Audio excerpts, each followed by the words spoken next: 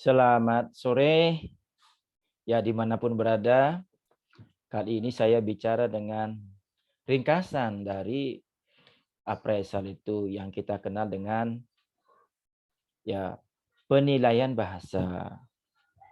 Nah, jadi seperti yang saya sudah katakan beberapa waktu lalu bahwa appraisal itu intinya itu ada 3 bagian. Yang pertama itu adalah attitude, yang kedua adalah engagement, yang ketiga itu adalah graduation. Nah, masing-masing bagian itu mempunyai ciri khas.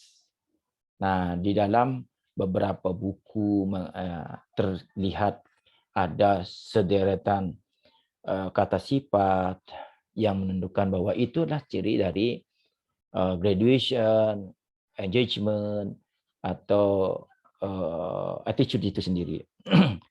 Nah, itu saya pikir itu adalah hal yang perlu diperhatikan juga.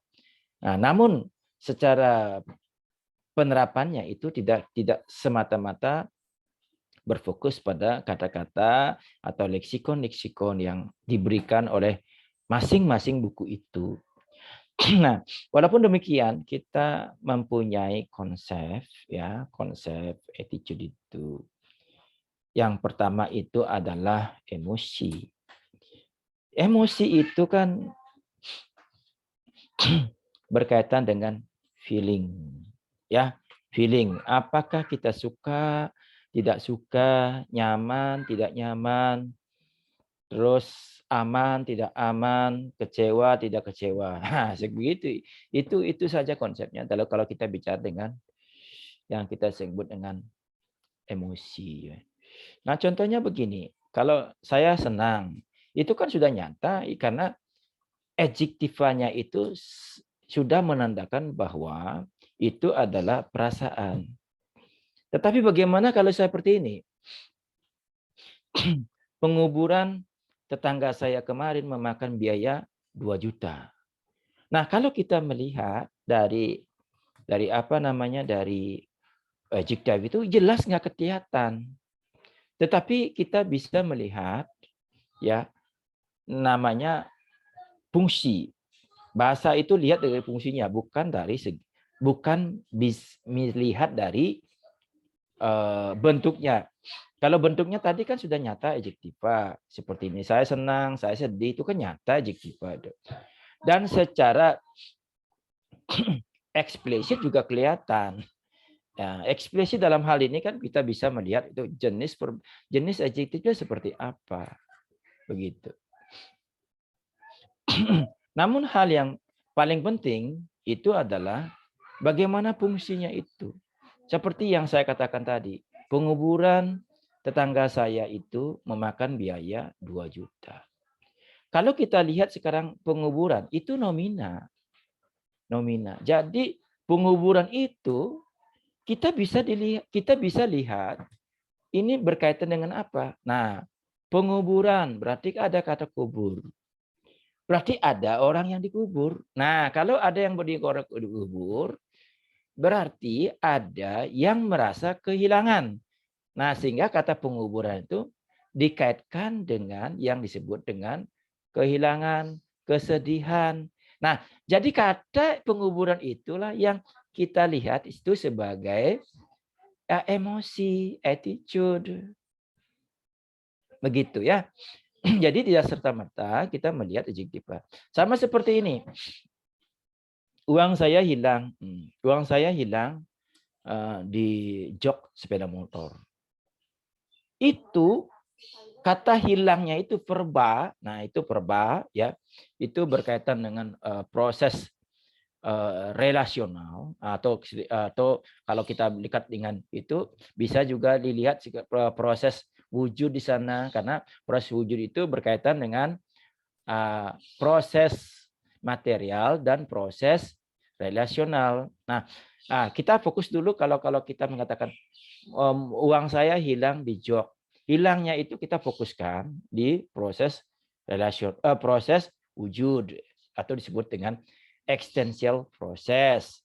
Nah, perbahilan logikanya begini. Siapa sih yang tidak kecewa? Siapa sih yang tidak sedih? Siapa yang tidak apa namanya? Tidak kaget dan seterusnya lah. Mood-mood seperti itu. Nah, sehingga saya melihat di sini ya, perbahilang itu menjadi emosi. Emosi mana? Emosi negatif. Inilah namanya attitude juga. Ya. Jadi tidak serta-merta. Contoh lagi. Contoh lagi. Ini ulangan saya ulangan saya membuat saya puas. Nah, itu kan sudah nyata puas. Yang ulangan saya, hasil ulangan saya membuat saya puas. Puas itu kan sudah nyata, itu adalah emosi positif. Sekarang bagaimana? Kalau saya mengatakan ulangan saya, ya, ulangan saya membuat saya tidak makan. Nah, ini juga memang secara eksplisit nggak kelihatan, tetapi secara implisit bisa dilihat bahwa apa sih yang terjadi di sini. Kalau tidak menyenangkan kan berarti ada sesuatu yang dibalik itu. Berarti apa? Kesedihan. Berarti ini sudah nyata-nyata, ini juga berkaitan dengan tidak makannya di sini, ini tidak bisa dilihat secara ini adalah perba material, tidak bisa seperti itu. Tetapi kita lihat tidak makan itu kan dalam konteks seperti ini kan berarti kan kesedihan. Nah, saya melihat banyak orang yang tidak makan karena sedih. Nah, meskipun ada, tapi kan kalau dalam hal ini kita bicara konteks, karena kita bicara dengan sistemik fungsional linguistik. Ya, jadi seperti itu. Kemudian kalau saya lihat dengan klausa berikutnya lagi, saya tinggal lebih lama di Bali. Lihat konteksnya. Saya tinggal lebih lama di Bali. Nah, kenapa lebih lama di Bali? Karena saya merasa aman dan nyaman. Lihat, kembali lagi. Kita tidak bisa bermain hanya satu klausa, tetapi lihatlah suatu konteks yang membawa apa namanya diskurs itu sendiri atau wacana itu sendiri.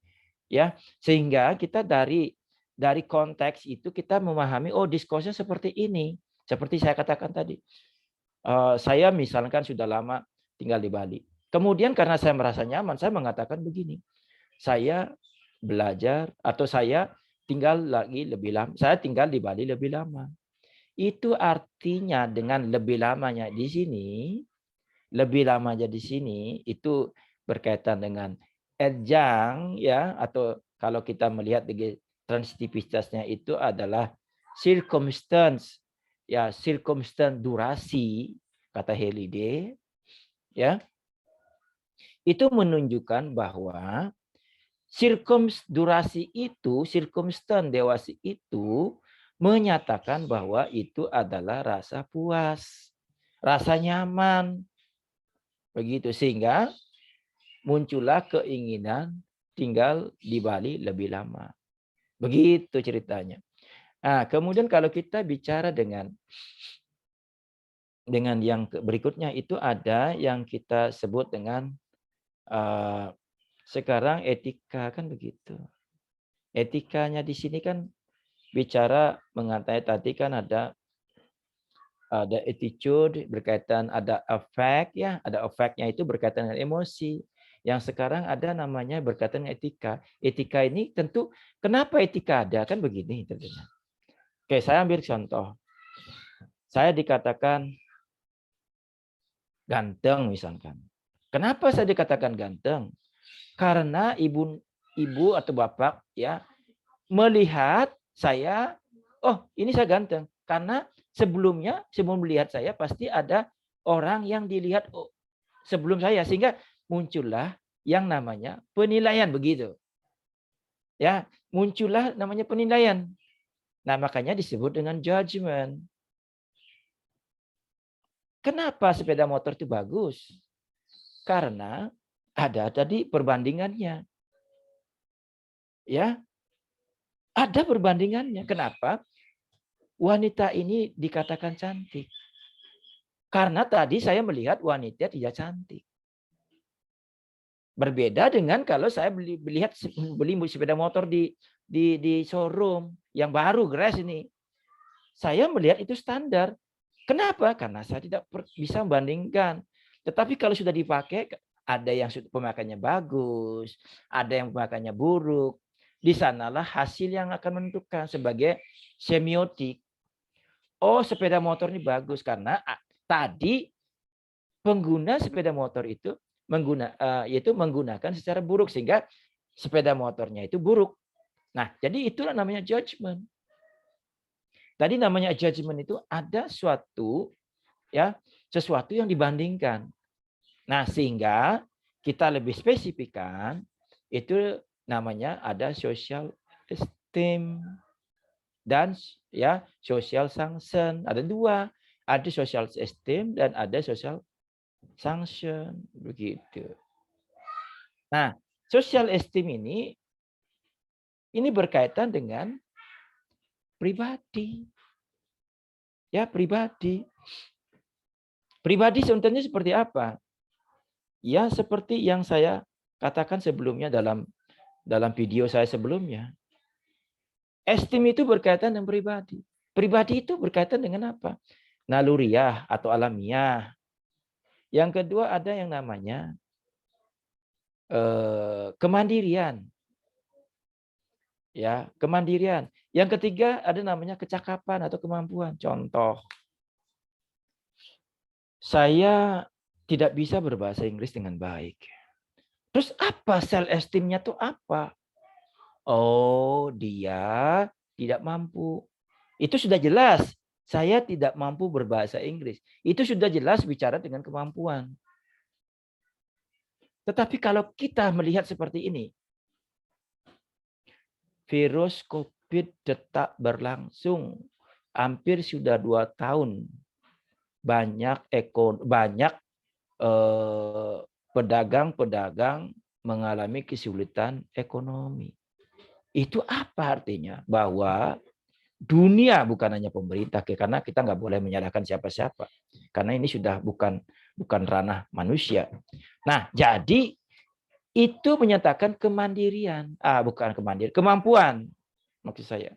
Kemampuan apa? Bahwa manusia ini sudah tidak bisa menangani kasus COVID. Begitu. Jadi tidak serta-merta tidak mampu. Tapi kita lihat sekarang ini konteksnya.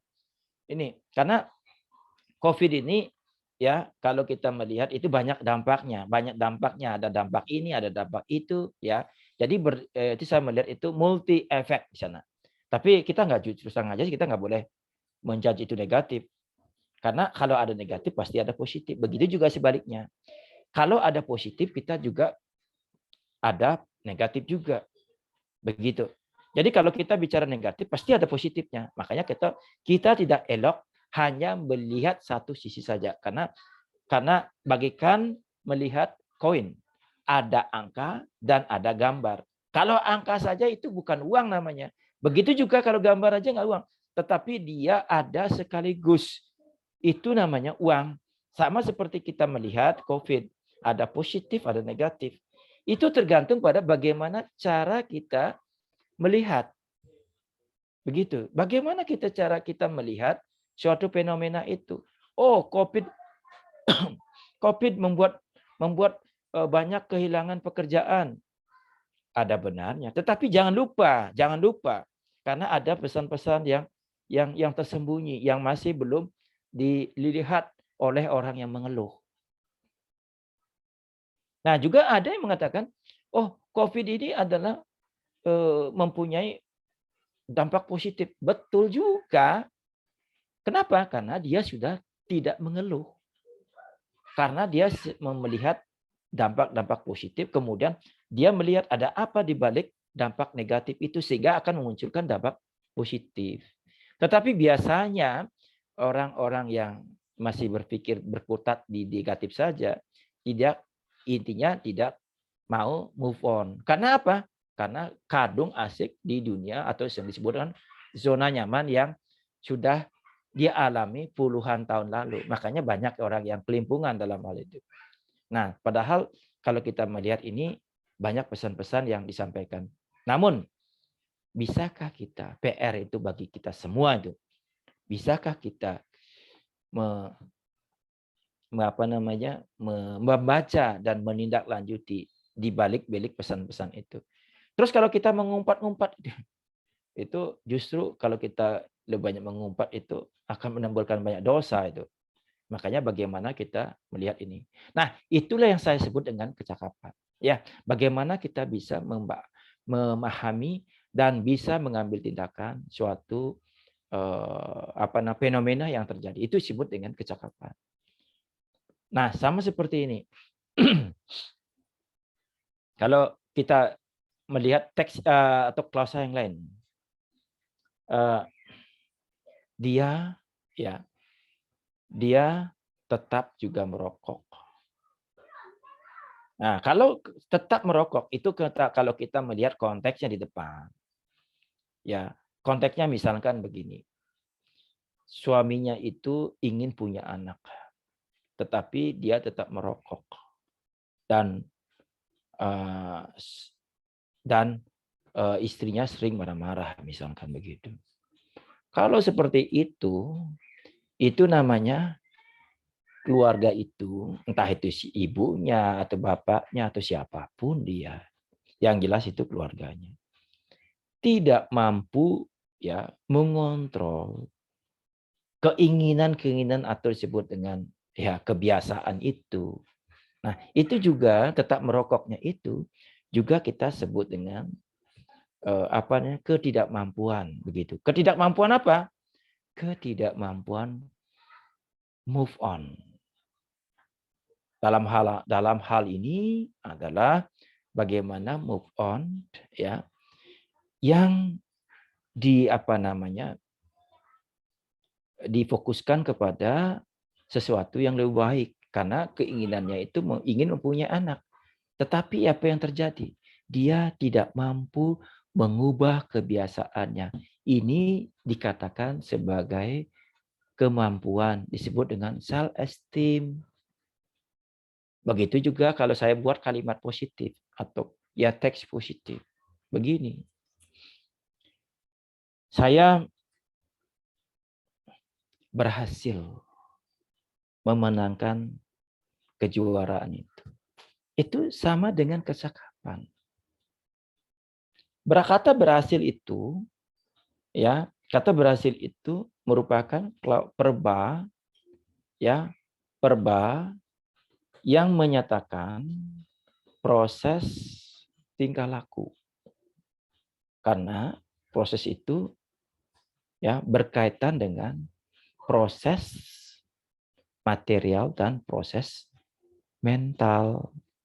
Nah, jadi dengan demikian ya perba berhasil itu sangat berkaitan dengan kognitif. Karena kalau perba kognitif itu kan pasti bicara dengan kemampuan, kelihayan, keterampilan, dan seterusnya. Nah, kemudian tindakannya itu, tindakan fisiknya itu berkaitan dengan proses material. Maka dari itu gabungan dari kedua proses ini, proses mental dan proses material ini, dikatakanlah sebagai proses tingkah laku. Nah, seperti yang saya katakan tadi, ini jelas perba ini berkaitan dengan kemampuan, begitu. Ya, ini bicara dengan kemampuan. Oke, kemudian kalau kita bicara dengan kemandirian, itu adalah proses ya yang berkaitan dengan kemandirian itu adalah perspektif. Ya, perspektif, cara pandang itu. Ya, tadi bicara dengan kemampuan itu bicara dengan kognisi atau disebutkan kognitif. Sekarang berbicara dengan perspektif kemandirian. Contoh, dia tetap minta uang juga. Padahal umurnya 40 tahun. Kalau kita melihat umur 40 tahun itu, ya mestinya sudah dewasa, mestinya sudah punya anak, mestinya punya apa. Tetapi yang dilihat itu ketidakmandiriannya begitu. Nah, sehingga apa yang saya katakan tadi berkaitan dengan kemandirian, ya berarti bicara dengan self esteem. Nah, ini kemandiriannya yang seperti yang saya katakan tadi, orang yang sudah 40 tahun, terus juga tetap minta uang, itu jelas sekali itu self esteem-nya itu negatif. Ya, terutama di bidang kemandirian. Makanya sebenarnya kita ini sudah dididik menjadi orang yang harus mandiri, harus mampu menciptakan sesuatu yang berbeda dari yang lain. Nah, jadi kalau hal ini belum dilakukan, berarti kan belum mandiri namanya, belum mandiri. Ya, begitu juga misalkan, ya, ketika dia sudah kuliah, tetapi juga dalam hal-hal urusan kampus meminta bantuan orang tua, yang mestinya itu bisa dikerjakan oleh dia sendiri. Kan banyak yang seperti itu. Daftar sekolah orang tuanya disuruh. Kenapa? Karena ketidakpercaya dirinya. Ya, karena tidak percaya diri. Saya pikir kalau misalkan masalah tidak bisa, nggak mungkin. Karena misalkan kalau sudah misalkan bayar CP, semua mampu. Tapi ada di antara itu tidak mandiri. Sedikit-sedikit orang tua, sedikit-sedikit orang tua, sedikit-sedikit. Kapan orang tuanya pensiun, kapan? Kan begitu. Nah, jadi kalau kita terlalu terlalu membatasi perilaku orang ya atau anak, ya mestinya dia bisa melakukan sendiri, tetapi ya tidak bisa dilakukan sendiri. Itu salah satu dari efek dari akibat dari terlalu memanjakan anak, sehingga anak itu tidak bisa ngapa-ngapain. Nah, itu disebut dengan kemandirian. Banyak kasus ya di masyarakat, ya, sehingga penilaian kita terhadap orang itu tidak maksimal. Bahkan lebih banyak negatifnya, seperti yang saya katakan tadi. Itu dari kecil dimanjakan, disuapin dan sebagainya, ya, suapin, terus diantar, punya masalah dipecahkan oleh orang tuanya. Terus kapan kemandirian itu? Kapan? Sebenarnya itu tidak bagus. Tidak bagus. Tidak bagus sebenarnya akan tidak bagus untuk mencapaikan kemandirian jika anaknya itu selalu dibatasi untuk mengerjakan sesuatu yang mestinya dia kerjakan.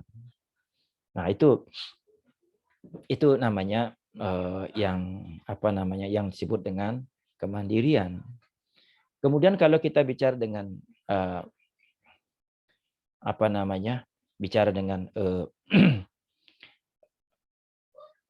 kealamian, atau disebut dengan naturalistik, ya, kenaturalistik itu semua itu kan ada prosesnya. Ingat, ada proses.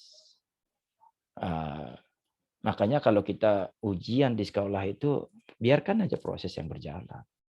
Ada ujian proposal, ikuti saja, kerjakan. Kadang sejumlah murid dan mahasiswa ya ingin jalan pintas. Bimbingan sekali, oke. Ya, kalau kita mampu. Bagaimana kalau kita mampu? Terkioklah kita. Terkiok pada ujian, bisa pada saat ujian, atau bisa pada saat setelah kita mencapai yang kita sebut dengan wisuda.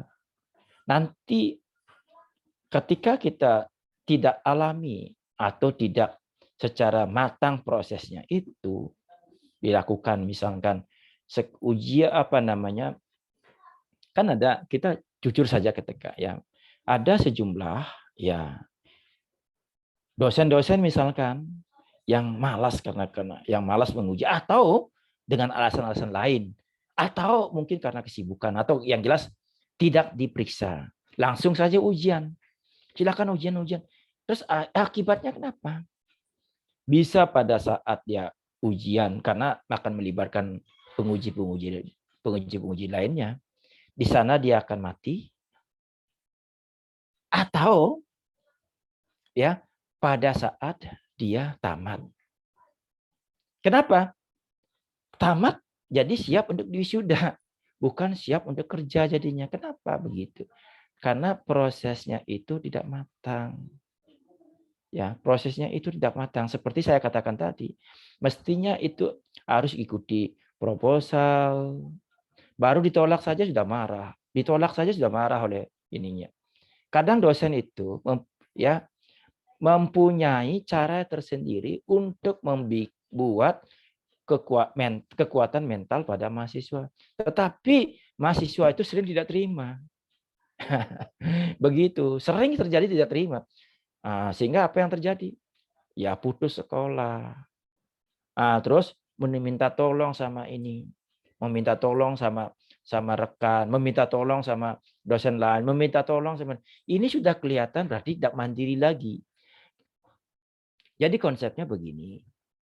Ketika kita melakukan sesuatu yang tidak bagus atau tidak menunjukkan kemandirian, hasilnya juga tidak mandiri. Kenapa? Karena hasil itu adalah ya kontribusi dari metodenya itu. Kalau metodenya salah, hasil penelitian juga salah. Begitu. Maka dari itu kembali lagi, ya kita sebagai mahasiswa itu siap ya dijadikan orang yang bermental baja. Kenapa begitu? Karena supaya tamat bisa bersaing dengan pesaing kita. Tidak masalah. Ya, yang penting intinya seperti yang saya katakan tadi. Untuk mencapai kematangan itu perlu proses. Peringat, ada proses waktu pematangan itu melibatkan 3.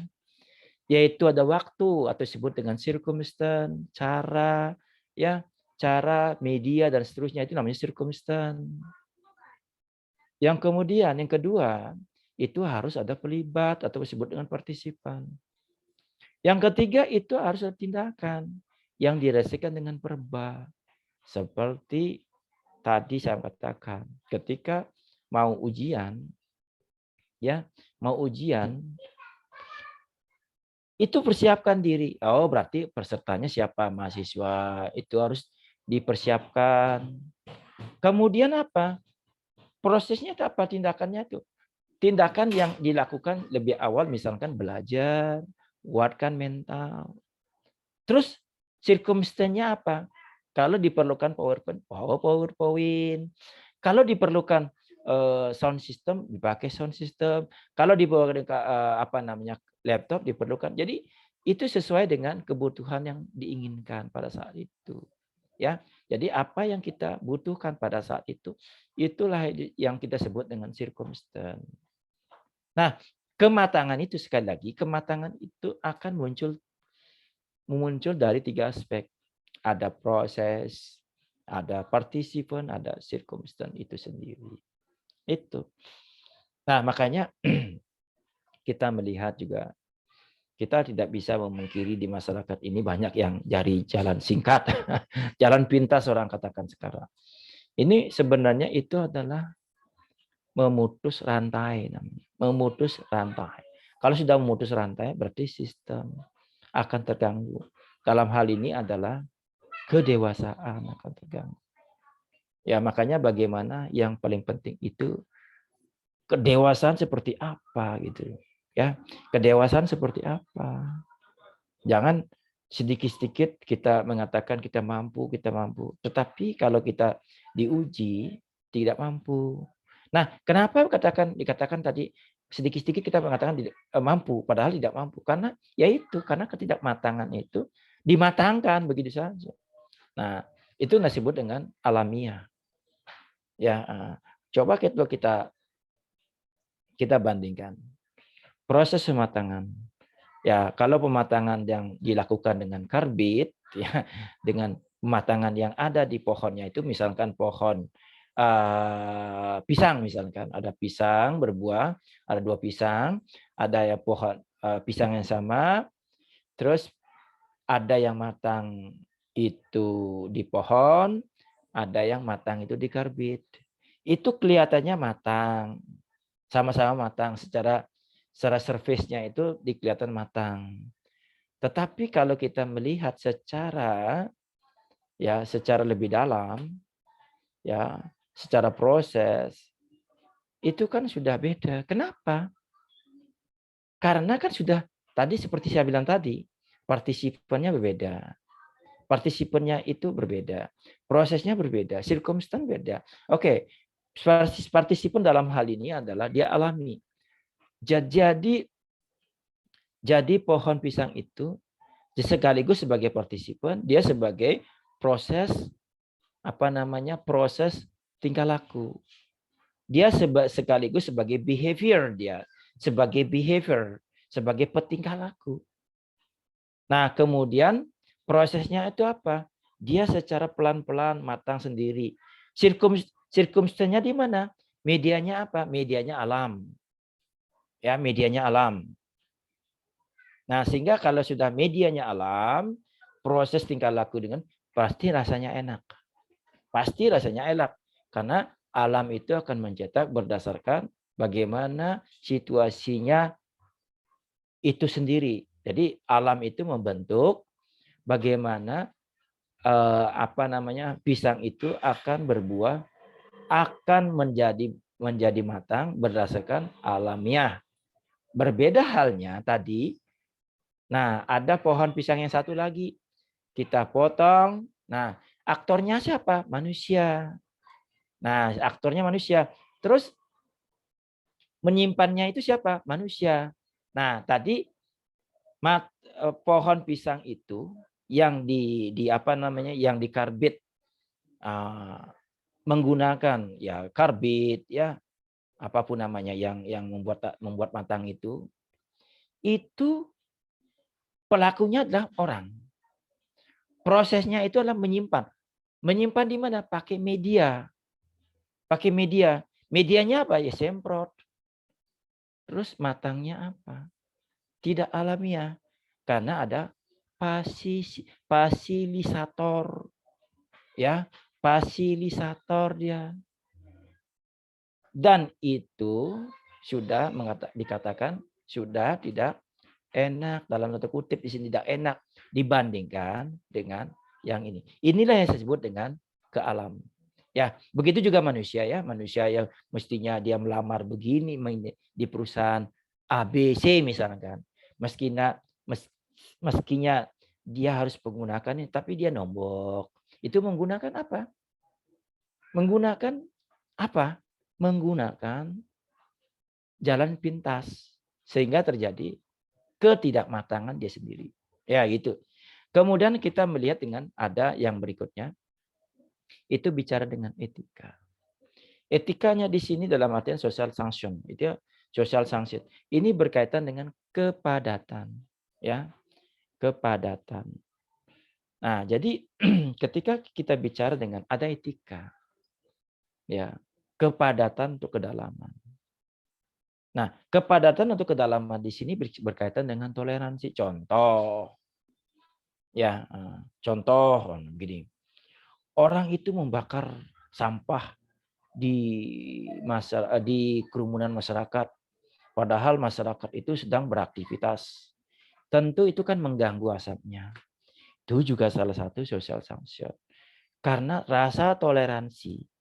Ya kalau dia sendiri mencium sih nggak apa-apa. Bagaimana kalau tetangganya itu punya penyakit asma?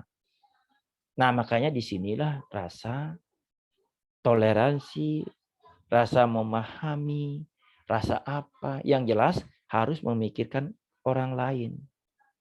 Itu yang saya sebut dengan toleransi itu sendiri. Ya. Nah, apakah disebut dengan etika? Sangat jelas. Itu berkaitan dengan etika. Nah, caranya begini. Bagaimana kalau kita menjadi dia? Nah, makanya hal ini ada beberapa, bukan beberapa, paling tidak 2 ya. Rasa memahami orang lain, simpati dan empati. Simpati itu memang harus dijalankan. Tetapi lebih dalam lagi adalah empati. Karena empati itu kan bagaimana kita menjadi dia. Kalau simpati itu kan ingat hanya ujaran saja kasihan dia. Begitu, saya pikir sudah cukup. Nah, begitu. Nah, jadi seperti itu toleransi simpati. Tetapi kalau empati kita menjadi dia. Nah, makanya begini, ketika orang itu berpikir atau mampu berpikir secara empati, jika dia melakukan atau pernah melakukan sesuatu yang bersifat empiris. Empirisnya ini berkaitan dengan apa yang dia alami. Contoh, misalkan, saya pernah kuliah di doktoral. Ya, ketika selama saya masih proses doktoral itu, air mata, tidak punya uang, fitnah, kesedihan, dan seterusnya itu sudah menjadi bagian dari hidup saya. Nah, hal-hal yang tanda kutip ya negatif emotion itu sering menghantui saya pada saat saya kuliah. Nah, terus kemudian saya tamat. Nah, jadi seperti yang saya katakan tadi, rasa kegelisahan, rasa tidak punya uang, rasa apa dan rasa apa itu membuat saya lebih dewasa berpikir. Kenapa? Kalau saya jadi orang yang seperti ini, bagaimana artinya? Nah, tentu kita di sanalah mulai berempati. Makanya kalau saya sendiri mendengar orang sakit gara-gara masuk rumah sakit, gara-gara masih mengerjakan studi S3, saya empati. Empati itu kasihan, bukan sampai di sana.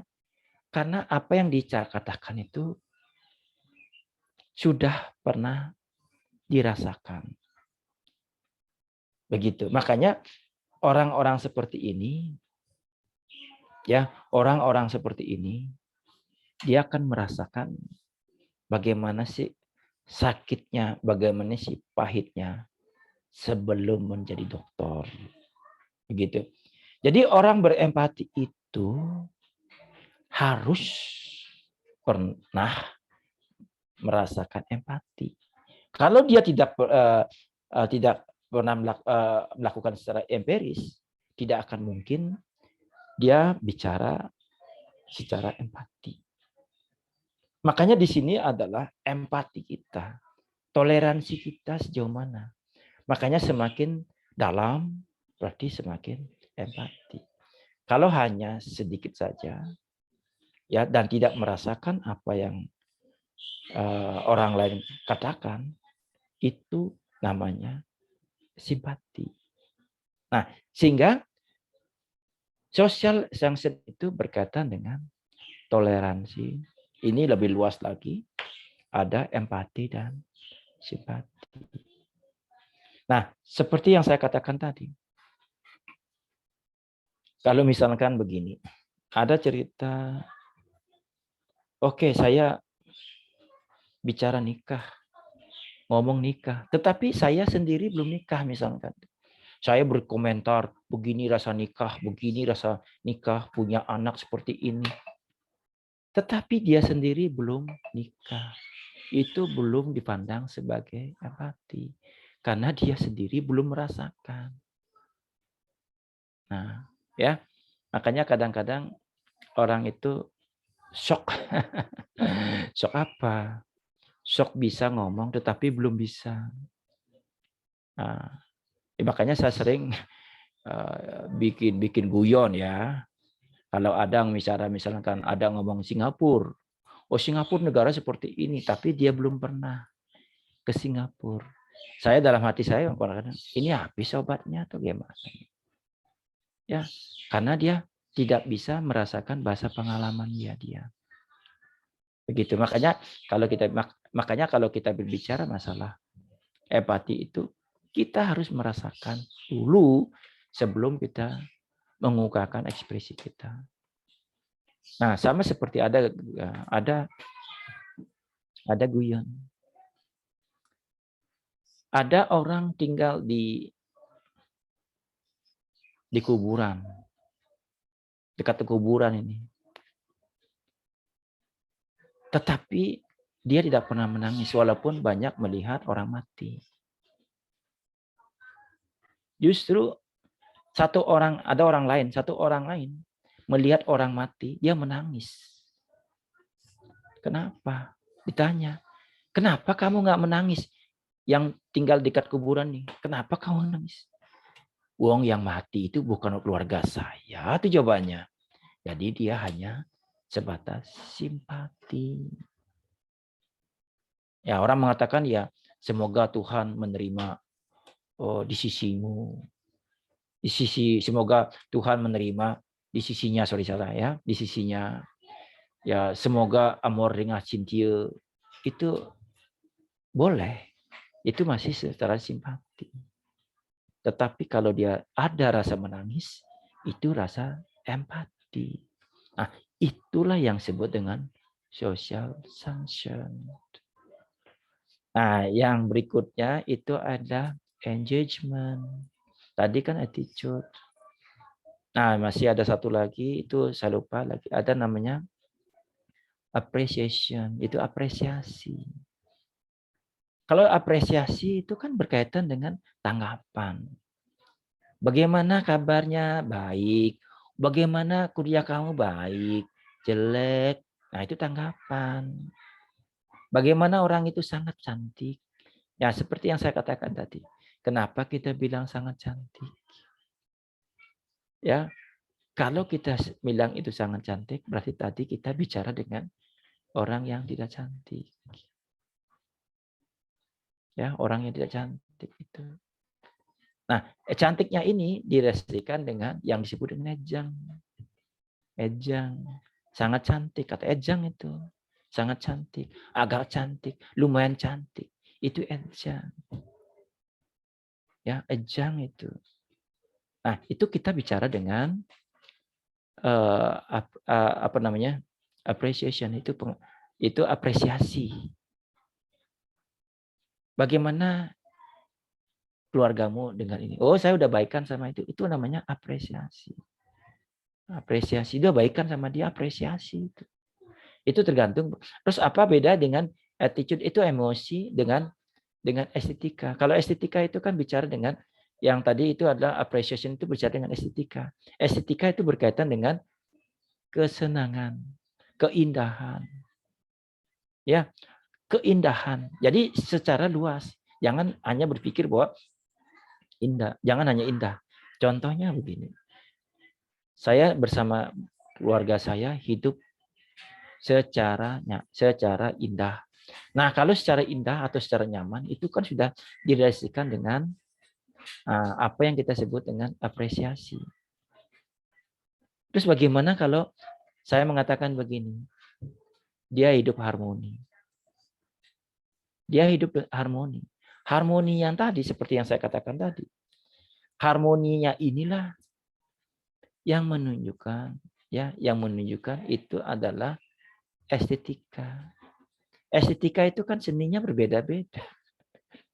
Jangan sampai tersinggung nanti kita ketika kita punya pacar atau kita punya istri. Nah, terus istri kita tidak pernah bilang, "Hai, istri kamu cantik." Kita nggak pernah mengatakan istri kamu cantik. Tetapi ketika ada burung mengatakan, "Oh, burung merak itu burungnya sangat cantik." Nah, cantiknya burung merak berbeda dengan cantiknya pasangan. Begitu. Makanya jangan terlalu kaku dengan adanya adjektiva itu sendiri. Tapi lihat juga dengan fungsi-fungsinya. Nah, jangan sampai begini, loh kok burung merak tuh kamu katakan cantik. Kalau aku nggak pernah dibilang cantik. Ya sama aja, santai tidur-tidur, burung merak aja tidur. Nah itu kan sudah salah paham namanya. Salah paham dalam hal apa? Dalam hal konteks. Ya makanya kita bicarakan diskurs. Berarti secantik-cantiknya burung merak tidak bisa mengalahkan kamu. Kan begitu intinya. Begitu ya estetikanya. Nah, ya. Jadi dia bicara dengan kasar. Kasarnya itu juga bicara dengan oh ini tidak ada sopan santun, tidak ada estetika. Yang namanya estetika itu kan begini. Ada enak dilihat, enak dirasakan, enak dikatakan, enak apa ya? Yang jelas semua feeling kita, ya, mata kita, mulut kita enak, nyaman, asri, ya. Itu yang dikatakan sebagai estetika yang habis sebut dengan appreciation tadi. Jadi appreciation tadi jadi apresiasi. Bagaimana burung merak itu indah tapi lebih indah kamu. Karena itu nilai estetika. Nah, makanya begini lagi.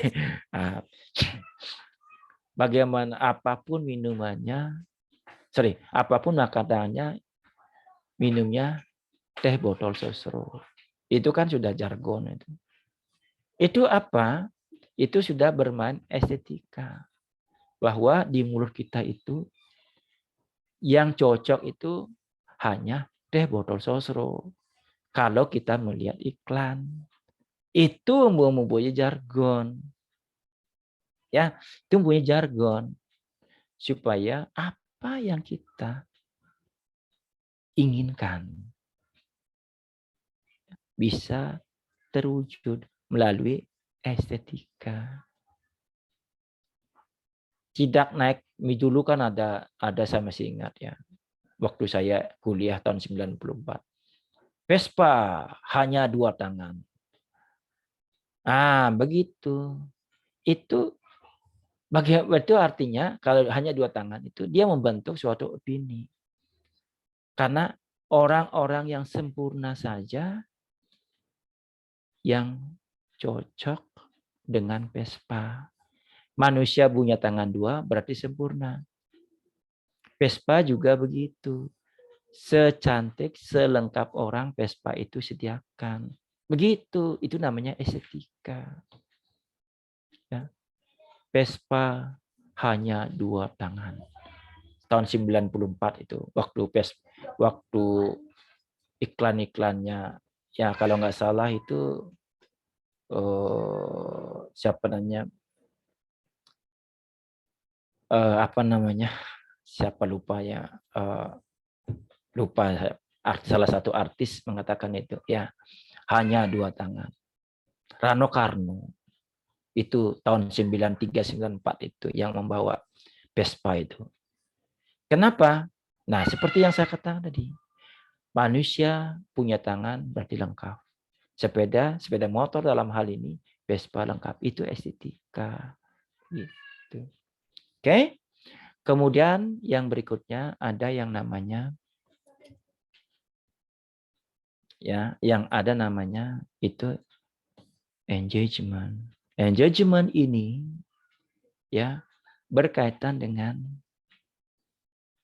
itu yang berkaitan dengan itu modalitas. Makanya begini, ketika kita menyuruh orang itu, ya apakah pantas itu tidak pantas? Bagaimana caranya menyuruh? Karena kalau kita bicara dengan modalitas, dalam bukunya Halidi itu ada 2. Ya, itu namanya proposal dan proposisi. Ya, proposal ada proposisi. Ya, proposal itu artinya bagaimana modalitas itu yang berkaitan dengan suruhan atau permintaan. Ya, suruhan atau permintaan produk dan jasa. Itu kata Halliday. Nah, proposal ini dalam bahasa tradisional disebut dengan modalitas deontik. Ya, itu deontik. Itu ada di bukunya Faull. Ya. Kemudian kalau kita bicara dengan yang kedua itu disebut dengan proposisi, yaitu bagaimana informasi-informasi disampaikan. Sehingga ini berkaitan dengan meminta informasi dan penyampaian informasi. Nah, dalam tradisional itu ada namanya yang disebut dengan epistemik. Nah, seperti yang saya katakan tadi dalam bukunya modalitas itu sendiri. Ya, Paul itu. Kemudian kalau kita melihat dari proposisi itu kan berbicara dengan keyakinan, bicara dengan fakta-fakta, ya itu namanya proposisi. Namun fakta atau keyakinan ini tidak serta-merta bisa berdiri sendiri, tetapi juga dekat dengan konteks. Contohnya begini, saya bukan seorang dokter, meskipun saya ya pernah mengikuti pendidikan sampai di tingkat doktoral. Tetapi ketika saya bicara obat, orang itu masih sanksi kepada saya. Ya, kenapa? Karena latar belakang saya tidak seorang dokter. Nah, inilah yang kita sebut bahwa apa yang kita sampaikan itu belum tentu dipandang benar, belum tentu dipandang salah. Itu tergantung pada siapa yang bicara. Nah, tentu seperti yang saya katakan tadi, padahal saya sudah pernah bicara dengan teman-teman. Saya nggak pernah ke dokter. Jawabannya teman saya tidak mendukung. Wah, jangan sok bisa kamu, itu nyawa. Kenapa? Saya tidak menyalahkan mereka bicara seperti itu. Kenapa?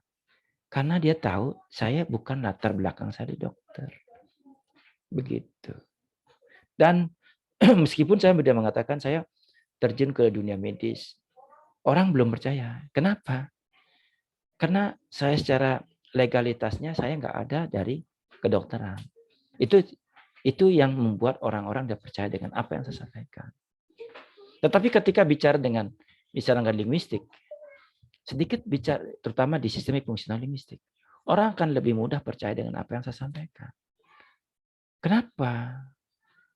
Karena mereka tahu latar belakang saya adalah linguistik. Ya. Mereka paham betul bahwa saya sering memberikan ceramah, memberikan kuliah tentang linguistik. Mereka tahu. Meskipun saya sering misalkan tidak yakin membicarakan itu, misalkan orang akan percaya dengan saya. Kenapa? Latar belakang saya selalu dilihat. Makanya kita kembalikan feel, tenor, dan mood. Suatu itu berkaitan dengan ini. Nah, suatu ketika ada begini persepsi. Dia bukan seorang akuntansi, tapi dia misalkan ahli hukum misalkan, tapi bicara akuntansi. Saya sendiri masih tidak mau dengar. Kenapa? Karena saya pikir saya harus mendengarkan bahasa dari sumbernya. Sumber yang saya maksudkan di sini adalah orang yang mempunyai kualifikasi dari akuntansi. Meskipun secara prakteknya dia banyak waktunya di akuntansi, di akunting, tetapi saya tidak bisa diajak berasumsi. Tapi saya selalu bermain data. Datanya itu didukung oleh legalitas. Begitu kalau kita bicara proposisi. Makanya kadang-kadang begini ya. Sesuatu yang belum tentu benar, tetapi yang bicara itu dosen kita. Kita selalu menganggap itu benar. Nah, contohnya begini. Ketika anak saya belajar bahasa Inggris. Saya mengajar bahasa Inggris di bangku kuliah. Anak saya tuh lebih percaya kepada gurunya, padahal gurunya tuh masih guru SD. Anak saya tuh SD, jadi gurunya, kenapa? Anak saya lebih percaya pada guru SD. Karena kembali lagi, feel, tenor, dan mood.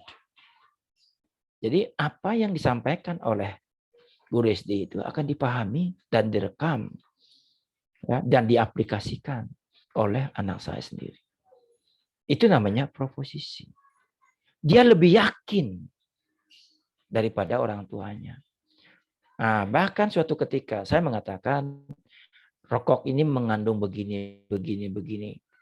Ya kurang lebih sama dengan informasi dengan disampaikan dengan gurunya.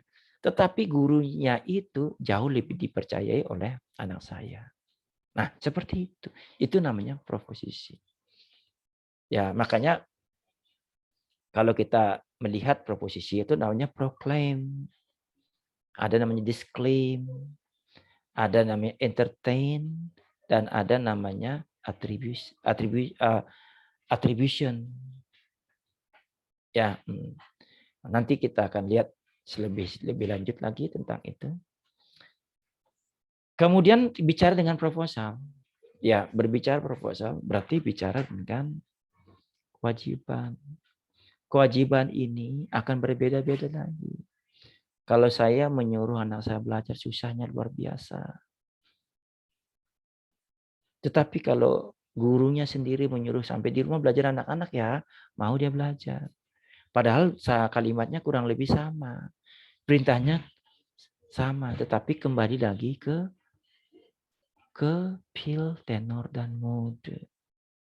Nah, inilah saya katakan tadi engagement ini berkaitan sekali dengan yang kita sebut dengan interpersonal. Ya, kita nggak bisa lepas namanya edisional, interpersonal, tekstual. Cuma lebih dominannya itu adalah interpersonal. Kenapa? Karena kita ini bicara penilaian. Penilaian itu kan ada di bahasa pergaulan, bahasa social interaction. Social interaction itu pasti melibatkan pelibat lain. Nah, sehingga disebut dengan bahasa interpersonal. Begitu. Oke, kemudian yang terakhir itu ada bahasa graduation. Nah, ini yang kita akan bahas di berikutnya. Tapi saya akan memberikan pemahaman sekilas tentang graduation. Graduation ini berkaitan dengan ada yang disebut dengan prototype. Prototype itu artinya fokus. Fokusnya itu berkaitan dengan yang namanya kategori. Contoh, ini adalah mobil jazz. Ya, ini sebuah kategori dia. Ini adalah mobil kijang, berarti kategori dia. Ini adalah apa namanya? Beras sejati. Kategori dia. Beras sejati. Ya. Beras murahan. Beras kualitas tinggi. Itu namanya fokus. Fokus itu kita sebut dengan prototype. Prototype ini berkaitan dengan kategori. Begitu. Jadi ketika kita bicara dengan apa namanya fokus atau sebut dengan prototype, berarti kita bicara dengan kategori. Begitu. Nah, jadi bicara dengan kategori itu seperti yang saya katakan tadi. Itu bisa bermacam-macam. Yang jelas misalkan ini baru betul-betul mahasiswa. Oh, berarti betul-betul mahasiswa. Kata betul-betulnya di sini, ya betul-betulnya di sini ditentukan oleh Ejang. Ya, Ejang. Jadi ini betul-betul mahasiswa. Ya. Sehingga di sini merupakan suatu klasifikasi atau kategori. Nah, begitu. Yang kedua, itu bicara dengan yang disebut dengan intensitas.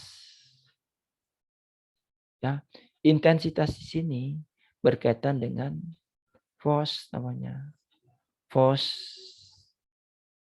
Ya, kalau sudah force berarti terlalu, sangat. Nah, begitu namanya force itu kan membesar-besarkan. Itu namanya force. Ya, kalau fokus dia bicara kualitas atau kategori. Kalau di sini menggini-gini kan membesar-besarkan dia. Itulah saya katakan sebagai force. Itu. Nah, misalkan begini. Saya sangat stres. Kata sangat stres ini bicara dengan intensitas. Ya, intensitas. Berarti ada stres, ada agak stres, atau terlalu sukses, atau sangat stres. Nah, begitu namanya intensitas. Nah, makanya kembali ke feel, tenor, dan mode. Nah, makanya seperti saya mengatakan tadi, burung merak ini sangat cantik. Meskipun dia cantik, sangat cantik, tapi kamu adalah paling cantik di dunia. Karena itu karena paling cantik di dunia. Itu kategori kita bicarain ini dalam skup itu namanya bahasa intensitas karena ada kata sangat. Ya, tetapi kita harus bisa membedakan lagi. Apakah kita bisa melihat dari portrait? Bisa. Karena cantiknya burung merak berbeda dengan cantiknya istri aku. Gitu. Nah, oke. Untuk berikutnya nanti kita akan berikan contoh-contoh. Saya pikir sampai di sini dulu kuliah kita ya berkaitan dengan appraisal itu. Semoga kuliah ini bisa bermanfaat bagi kita semua. Salam Rahayu, Rahayu, Rahayu, Rahayu.